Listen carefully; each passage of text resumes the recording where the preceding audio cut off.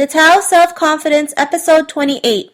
Welcome to the Tao of Self-Confidence, where I share stories of courageous women finding their inner journey to self-confidence 5 days a week.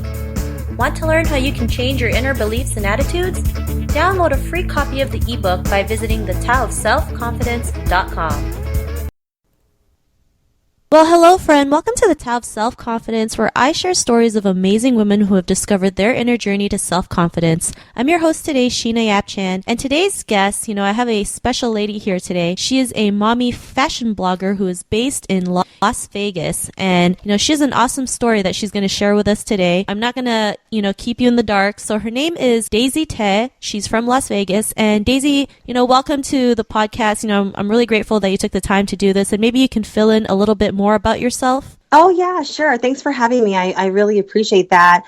So a little bit about me. I am 34 years old. I'm a mom of 4. They range in age from ages 6 to 16 here in Las Vegas. I live in the suburbs of Las Vegas. And my full-time position is a corporate recruiter for a global gaming technology company. That's like a tongue twister right there. And my side hustle / full-time entity, which because of the amount of work I have to do with it, is also as a blogger and digital influencer for vietmom.com.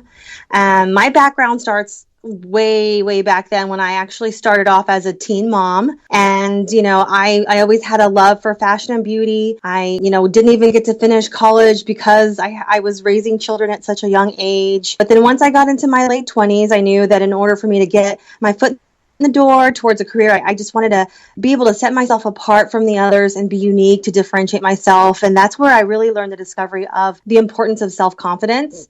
So just a little quick background of my career, my corporate career. I started off a little over 5 years ago as a recruiting coordinator, scheduling interviews for the team. And then within a matter of 6 months, I became a corporate recruiter and have moved my way up to now a senior corporate recruiter. And I think a lot of that definitely plays in part with the self-confidence that, you have and you exude.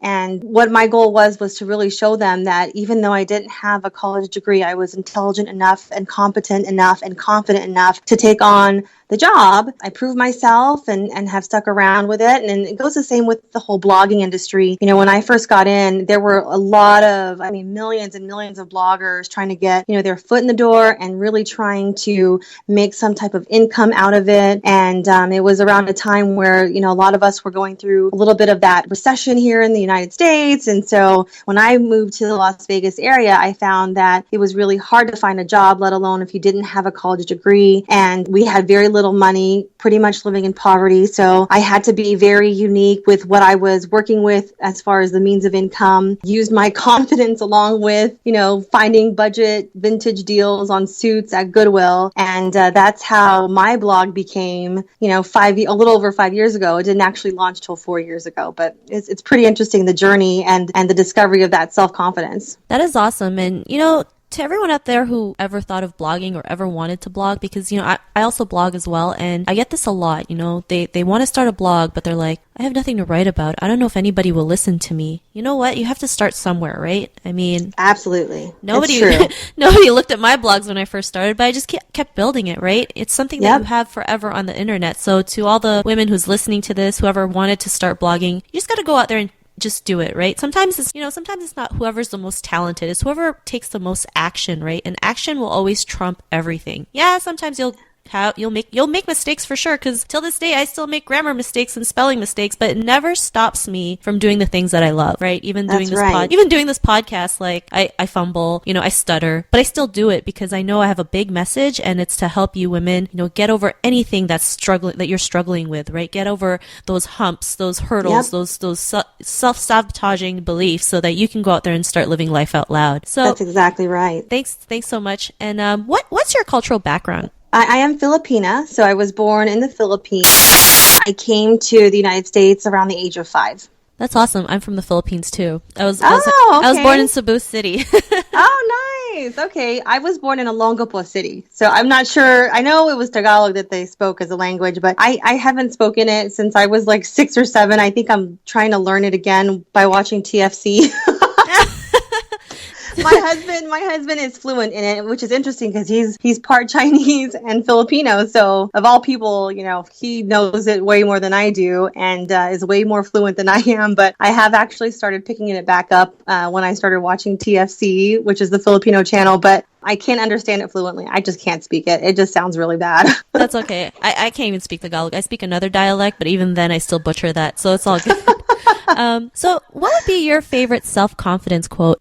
Well, for me, just because of my own life experiences and my own struggles, I always use the quote that I created myself, and it's called "Your struggles become your successes." And that really was the faith and the hope I had I'm a Christian, so the Christianity, my faith, my hope in Jesus, and then also just knowing that whatever I was going through, I was going to get out of. That was really my mantra. And you have to have that type of confidence to be able to believe it, and becomes your testimony, your life story. So I truly believe your struggles do become your successes.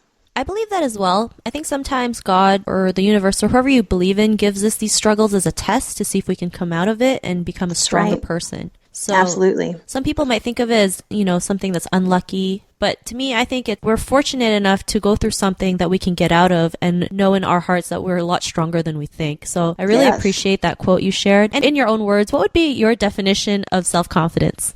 It's knowing who you are and your values, and that you're worth it. I think that's a big thing. I know L'Oreal has that slogan that they are just so known for, and because I'm worth it is what they say. And it's true. I mean, for you to feel it on the inside, you have to really feel and understand and know your self-worth. And then that will come out, and show through how you act, how you speak, and how you are with people overall.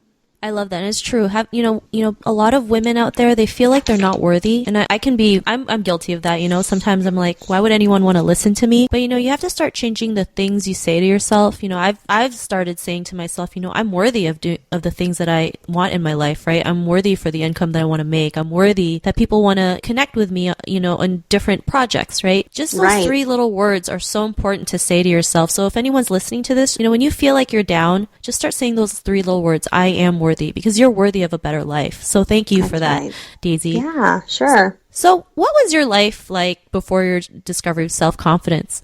Oh, wow. I mean, I was really at the bottom. I was at the rock bottom, and it was a lot of factors. When things are coming at you and they're all bad, or they're all, negative, or they're all trials or circumstances, challenges, whatever you want to call them, they're all things that are hurting us at the time. You feel like you just feel so sorry for yourself, and you become very negative, and it really affects your emotion and your mindset. That was really that breaking point for me, where I knew that, there were things that needed to change, but I wasn't doing them. Instead, I was, digging that hole of negativity and continuing to just, keep feeling sorry for myself. And it put me in a place where we were living in poverty. We were truly financially living in poverty. We were going through all kinds of issues within the family. It just felt like everything was really just falling apart. It was probably that rock bottom where I did realize that a lot of things needed to change for me to get out of it. Wow. So what was that aha moment you had, or that turning point where you realized, what, I can change my circumstances, whatever is happening now doesn't have to happen in the future? Like, what was that aha moment that you had in your life?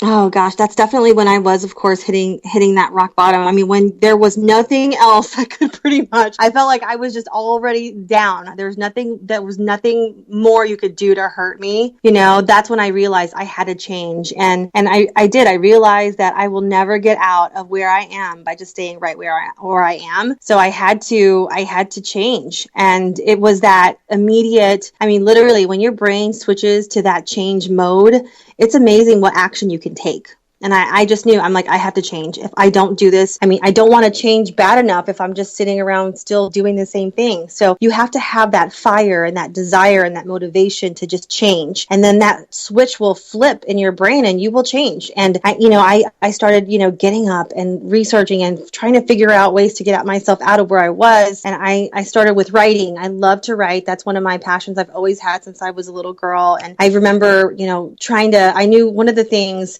for me, it was always about trying to have solutions to the issues I was having. I always did it with other people, but I never really thought to do it for myself. And so I said to myself, so what are those things that I need to change? What is the solution to this? Okay, well, one, I'm very negative. So I started taking my journal and I would say, okay, here are 3 things that I am grateful for today. And, it takes a while to finally get into the groove of it. But once I started realizing that, wow, I have so much to look forward to. And, my situation isn't as bad as it really is. And when you're looking at the bigger picture, it's not as bad in the scheme of things that it really is. And so I was just really grateful once I started writing down what I was grateful for.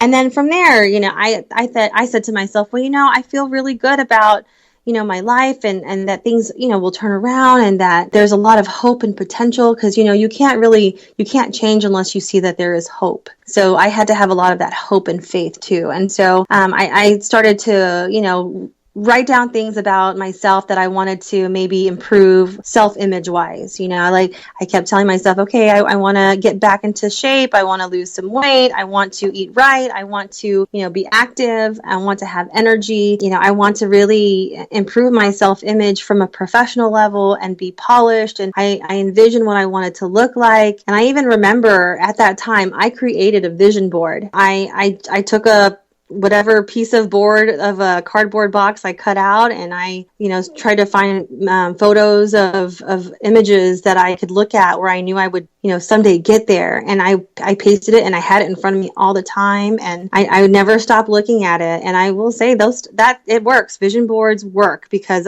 I did accomplish everything that was on that vision board, which is interesting. It took a few years, but I did. But things like that you can really visually see, and that gives you that fire. That's what helped me to get out of where I was.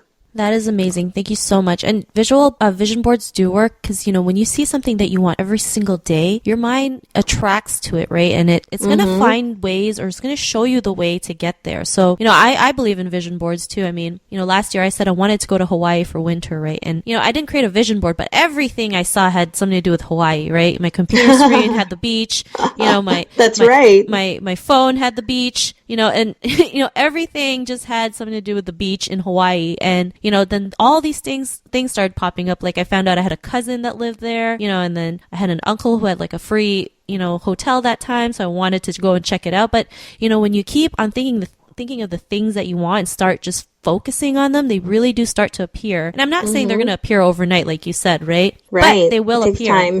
There's no time limit. It might take a year, it might take 6 months, it might take 12 years, it may be even the next day. It's all about timing. Yeah. Like you'll never know. But what I do know is it can happen, right? Yeah. So I really love that you said that you have a vision board, because I think some people, they get a little uncomfortable doing it, thinking, how is this really going to work if I just look at a bunch of pictures? But, just you sharing that story, maybe they can get a little bit of inspiration and start their own vision board. So, oh, yeah. So Daisy, Definitely. What is your life like right now? I mean, after that discovery? Oh, it's doing really well. I mean, I truly feel very, very blessed and privileged to be able to have the life I have now. And, I do always look back to our humble beginnings, and I think back to where we were, and that creates that gratefulness, that buildup of gratefulness. And I will say, we aren't in poverty anymore.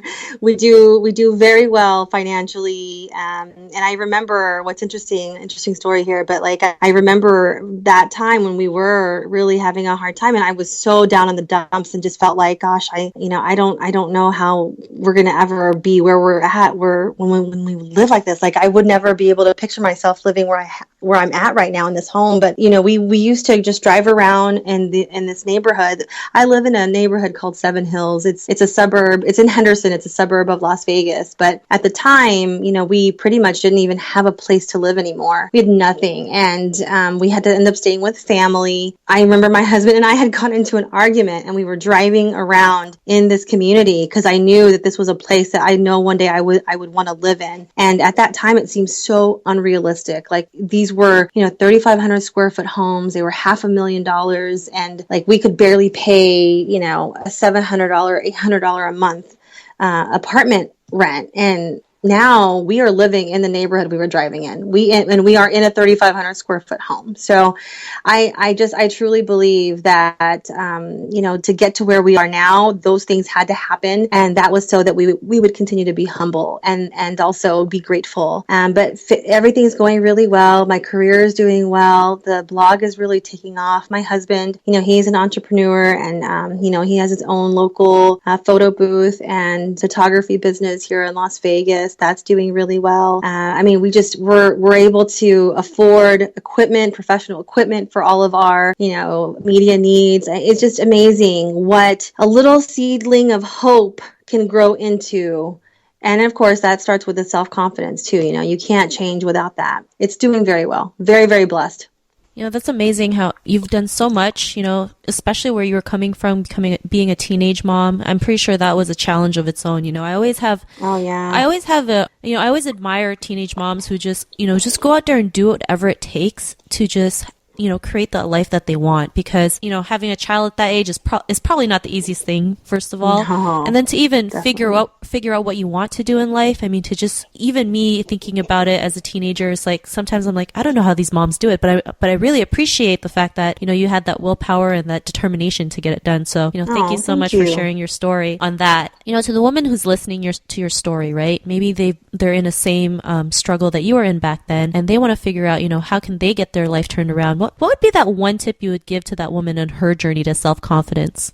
I really think that the first thing that you really want to do is try to love yourself first. I say this, and it sounds so cliche, but it's true. You have to start loving yourself first, because if you can't love yourself, you can't love others, and you won't have that hope. You won't have that faith in anyone or anything or any God, right? And so I truly believe that if you can start to love yourself first, then you'll be able to start changing your way of thinking, your way of feeling, your way of doing. The gratefulness too plays a big part, because you have to really be grateful, and knowing that you have that opportunity to change and that your life isn't as bad as it seems, can really turn things around. So that's probably my two biggest tips. And then of course, as a fashion blogger, for me, my biggest thing is wanting to look good, right? So self-image for me is a big part of when I just want to feel like, awesome. Or every time I look in the mirror, I'm like, okay, let's fix ourselves up. I've seen myself with makeup, without makeup, and I can tell you, I feel 100 times better when I put some makeup on. So